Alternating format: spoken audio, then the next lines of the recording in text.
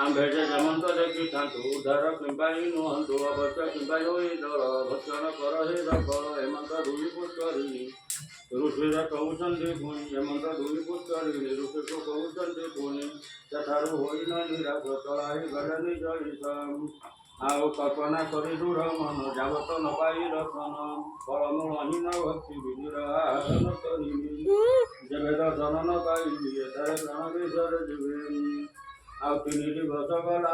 ବହି ଉପବାସରେ କିଛି ନ ଖାଇ ସୌନ୍ଦର୍ଯ୍ୟ କଲେ ବଡ଼ ଦୂତ ମନେ ଜାଣିଲେ ଯେ ଅନନ୍ତ ହୃଦୟ କରନ୍ତି ବିଚାର ଏ ବିପ୍ର କଲାକ ପଥର ଅନେକ ଜପୁ ପାପ ମାନ ସେ ସର୍ବ ହୋଇଲା ଗହନ ଏବେ ମୁଁ ପ୍ରସନ୍ନ ହୋଇଲି ମୋ ନିଜ ରୂପ ଦେଖାଇଲେ ଆଉ ତୁ ଏବେ ମାଗିଲେ ନବର ଯାଇ ତୋହର ମନର ତାକୁଣି କଲନ କହ ଅନ୍ୟ ବର